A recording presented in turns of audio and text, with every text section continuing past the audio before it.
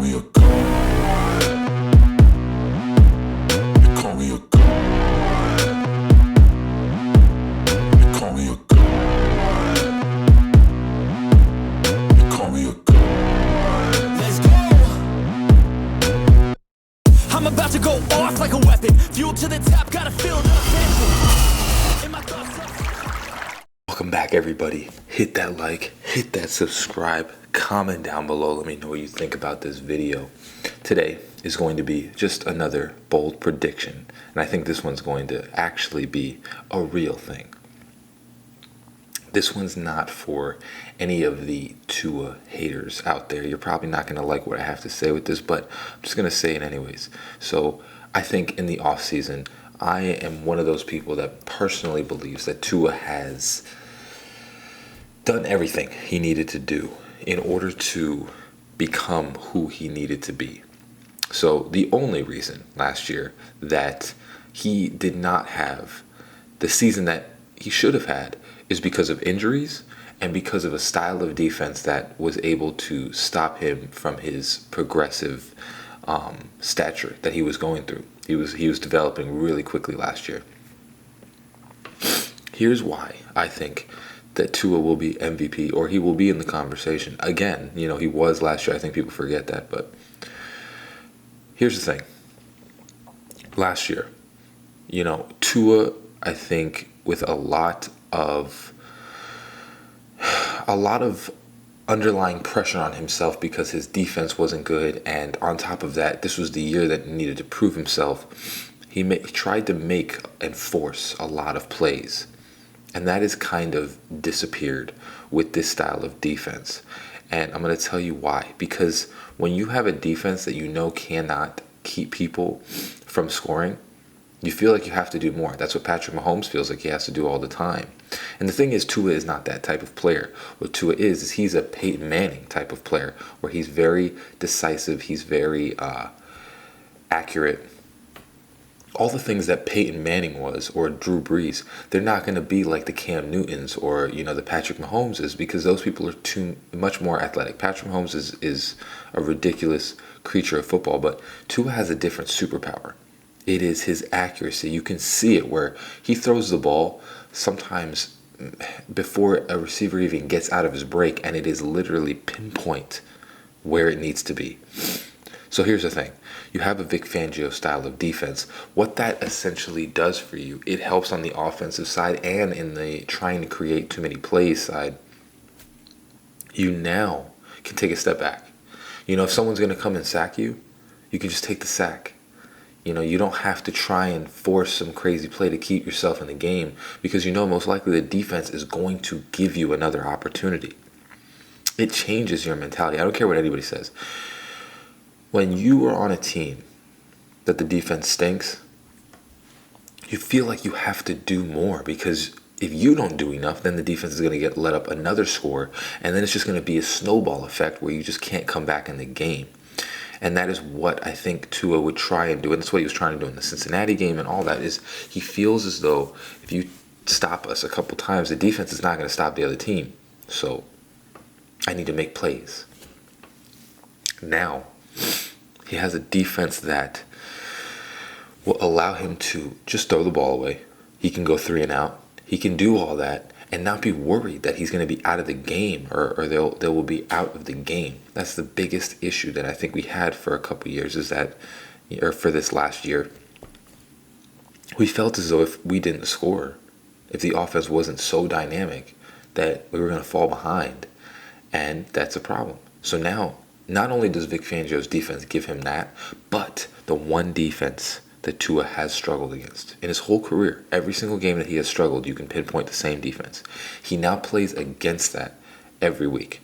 Every week he plays against that same style of defense, and on top of that, it is the best style of it because it's the originator, it's the creator, Vic Fangio. He now has that style of defense that he has always struggled against, because man-on-man coverage, he tears that up. Most zone coverage, he tears that up, but the style of Vic Fangio, he always struggles. And now he plays against that. So now he knows the keys to Ignition, R. Kelly. He knows what he needs to do. He knows that how he needs to play that style of defense. It's a lot of patience. It's a lot of, making sure you're throwing the ball into an open window. It's tough. But he has figured now this defense, not out, because I don't think anybody figures it out, but you are more comfortable with it. You're not going to struggle as much as trying to figure out everything, because most people struggle. He plays against this now every single day. Now the next thing is going to be the injury prevention. They have worked hard. I don't care what Ryan Clark unfortunately said about him. Surprising, because Ryan Clark seems to be a good dude. I didn't think he would say anything like that, but whatever. He has put on muscle, and why he did that, and on top of that, he has studied jiu-jitsu. So what you have in this combination is, one, a person that can't be whipped around. You understand? Because if you have more weight, the reason Tua was suffering a lot of injuries is because when he was taking shots, he wasn't just taking shots, he was getting whipped and like lashed around, because he was small. And that was an issue, because he's trying to make plays like Cam Newton, instead of just taking the sack. Now, I think he's probably put on like 20 pounds of muscle. It's got to be around there, maybe more.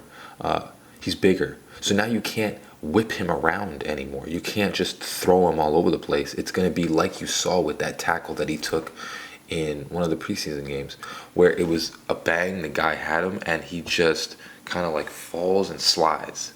That's the type of falling that he's going to do. Now, on top of that, the jiu-jitsu has really helped with, figuring out how to fall, but it's a big difference when you are bigger, the type of hits that you're going to take, and being able to be hit in a way where now you can't be thrown all over the place. So that is what allows you to be more comfortable taking hits, is when you aren't small, you will not take the same style of tackle where people are going to be tackling you to the ground more, instead of what you saw last year when he had the concussion, is he was whipped where his head hits the ground. But you only do that when you're a smaller guy. If you're bigger, it's going to be harder to take you down like that. So now with the jiu-jitsu combination and this, I think he has successfully prevented injuries from happening, because, on top of that, any other injury, it's going to be harder to get injured when you have more muscle mass. That's the reason why they did it, is because when you have more muscle, it's your body can take these hits a lot better. You don't have, it gives you more density from the bone with the muscle that you have to protect you from taking these types of hits, and to protect you from injury prevention. So if you sum it all up, and then you even see his play on the field, where, now it's the second year in the offense, and now he's more comfortable with the offense. And you can see it, you can watch the preseason game, and it almost looks easy to him, I know he threw the first interception. It is what it is. He hadn't played for weeks, you know what I'm saying? So there's going to be, unfortunately, some sort of people that are going to take that like they always do and just be like, oh, you know what I'm saying? He's comfortable in this offense. If you watch the 2 drives that he's had, they were easy. They were easy, man. They were easy. It wasn't hard at all. And I think that's just how he's going to play this year. It's just going to be on easy mode, because he understands this. He understands how to break down things. He understands all these different situations and scenarios. And Tua will be in the conversation this year. I promise you that. He's going to be in the conversation. And I just think, now with the addition of Braxton Berrios and, the running back position, we have Devon Achane. I think he's going to be in the conversation. There's no doubt. He's just, I think this is the year where people start finally dissipating of that stupid Tua argument, and they just start finally kind of settling in to this movie that we're going to witness for the next decade of Miami Dolphins. But as always, just wanted to make a quick video. Hope you have a great rest of your day. Comment, let me know what you think about Tua's little ascension right now, and what you think, if he is he going to be MVP, because I think he definitely will be. But as always, hope you have a great rest of your day. Fins up, baby. Peace.